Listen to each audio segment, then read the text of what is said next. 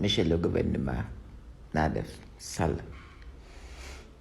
naka yi tey bàyyaat ci jàmm naka coono yi naka njaboot gi baa kenn woppul am nga 2 minutes sa temps am nga waay merci beaucoup voilà Hachim monsieur le gouvernement ce qui se passe dans les universités sénégalaises est vraiment déplorable tëj université te tëj ba jotul ngeen njëkk a def ngeen dem aussi ba tijji ko jot ngeen ne du ngeen ko tijji da ngeen di xaaraat encore 2 mois ou je ne sais pas combien rien que pour des fins politiques alaay Hachim ñun àjj nañ.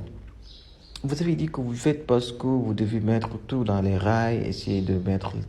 plus de sécurité pour que tout se passe bien quand les étudiants reprennent les cours, etc. Mais non, on sait tous que vous ne faites pas ça pour ça. C'est pour des fins politiques. yenn saa yi dama yaakaar da ngeen di bëgg a insulter suñu intelligence. Mais il se trouve que dans cette jeunesse, il y en a beaucoup plus intelligents que vous. Il y en a beaucoup plus intelligents que vous. Et à un moment donné, moi, je me dis même que est-ce que vous prenez le temps de brainstormer? Est-ce que vous prenez le temps de faire des réunions avant de prendre de telles décisions? Parce que moi, je trouve que même les enfants de 8 ans qui sont dans les écoles primaires comprendre que dañoo da ngeen a tëjjiwul université parce que juste vous pouvez pas prendre le risque de laisser les étudiants se regrouper encore une fois au niveau de l'université et de faire une masse vraiment bu am doole. Parce qu'on sait tous que ñi gën a am lu leen metti ci réew mi mooy tranche d'âge bi nga xam ne moo toll ci 20 ba 35 ans et je vais vous rappeler c'est qui cette tranche d'âge boobu mooy ñi nga xam ne ñoo nekk ci université yi ñoo gën a am lu leen metti ci dëkk bi. Maintenant day ñëw fekk si le fait que soo nekkee un étudiant du yam rek ci am lu la metti ci dëkk bi mais da ngay am leneen lu dolliku ci say mettit muy le fait que si ce n'est pas ay bourses yu tardé mu nekk ay restauration yu bon au niveau des universités.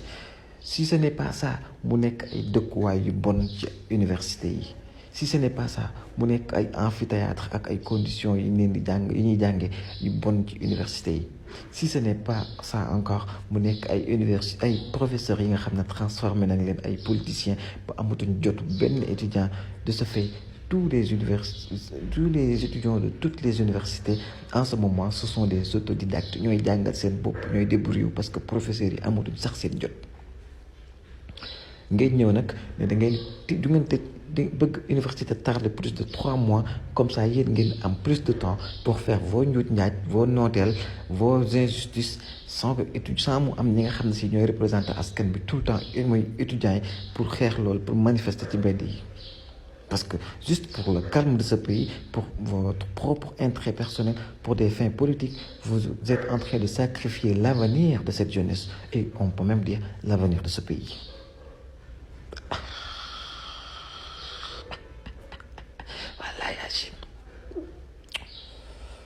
Donc, monsieur le gouvernement, nous comprenons le jeu. On le comprend même mieux que vous. Mais il va falloir que nous prenons notre responsabilité pour parler aux parents. Ñi nga xam ne en ce moment ñoom rek ñooy les seuls yi nga xam ne si ñoo des ci yéen mooy mag yi ñoo leen topp ba tey ñoo ngi leen di wax na leen gouvernement bi fi nekk de pour des fins politiques pour seeni intérêt personnel pour bëgg a continuer seen njuuj njaaj ak seen nooteel gi ak def lu leen neex te kenn du yëngu ñoom de ñu ngi sacrifier l'avenir de vos jeunes de vos fils de vos petits-fils et petites-filles nangam seen doom yi ci boppam seen jarbaat yi ak gouvernement bi mi ngi sacrifier seen avenir parce que lan arrangé wu leen ñu tijji leen université yi ñu dem jàng seen jàng bi nga xam ne yéen parents yéen ci sonn ba njëkk si fii voilà yaa Chine te on sait tous que benn weer bu ko université tardé weer ça veut dire que dinañ toog à 10 ans de ko rattraper et ce qu'ils ont fait en 2012 en est la preuve bi ñu defee fii ay grève am fi bañ tardé dañoo fexe sacrifier presque 80% des jeunes ba def fi ay session unique yoo xam ne si ni moo tax gone yu bëri bàyyi seen jàng yàq université ba ñu ngi taxawal ñii ñu ngi dugg ci gaal yi ñii ñu ngi kolabaan di jaay yëre ngeen baal ma yéen jaaykatu yëre yi ce n'est pas contre vous mais wax leen rek ne y a beaucoup de jeunes yoo xam ne ñoo échoué nekk ci leneen loo xam ne nekku woon ñoom ñoo nekkoon seen carrière wala moo tax ñu doon jàng donc monsieur le gouvernement université il faut nga tijji ko même si c'est un risque à prendre il faut ngeen jël ce risque là ubbi université les jeunes vont dem jàngi seen ay cours dañ ko war a jàngee aussi dem bu fekk dañoo war a manifester ngeen bàyyi la ñu génn manifester en toute pacifique noonu la ñuy wax pacificité xaw ma sax ñaa ngi may soriwul donc monsieur le gouvernement on comprend votre jeu on comprend ce que vous êtes en train de manœuvrer